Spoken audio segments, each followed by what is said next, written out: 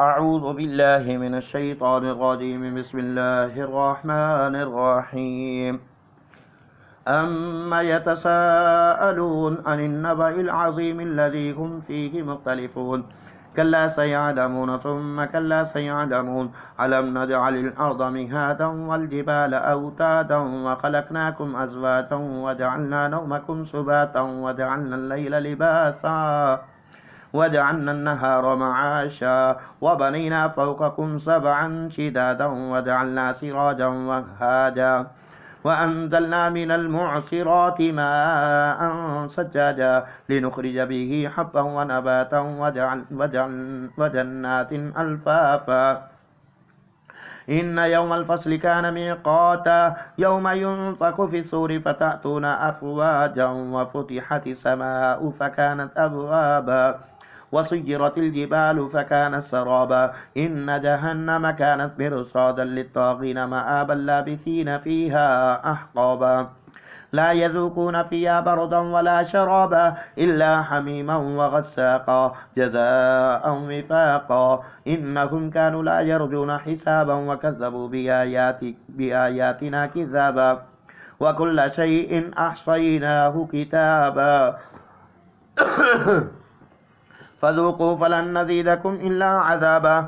إن للمتقين مفازا حدائق وأعنابا وكواعب ترابا وكأسا دهاقا لا يسمعون فيها لغوا ولا كذابا جزاء من ربك عطاء حسابا. رب السماوات والأرض وما بينهما الرحمن لا يملكون منه خطابا. يوم يقوم الروح والملائكة صفا لا يتكلمون إلا من أذن له الرحمن وقال صوابا. ذلك اليوم الحق فمن شاء اتخذ إلى ربه مآبا. إنا أنذرناكم عذابا قريبا يوم ينظر المرء ما قدمت يداه ويقول الكافر يا ليتني كنت ترابا.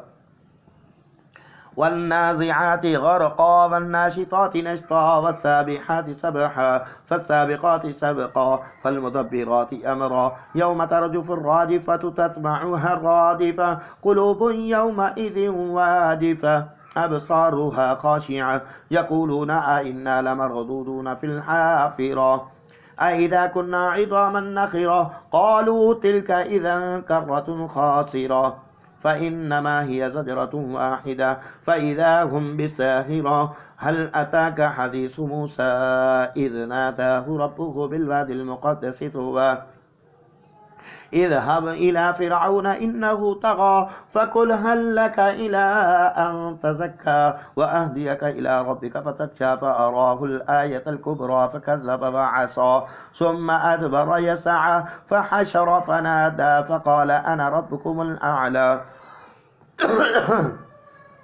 فأخذه الله نكال الآخرة والأولى إن في ذلك لعبرة لمن يخشى.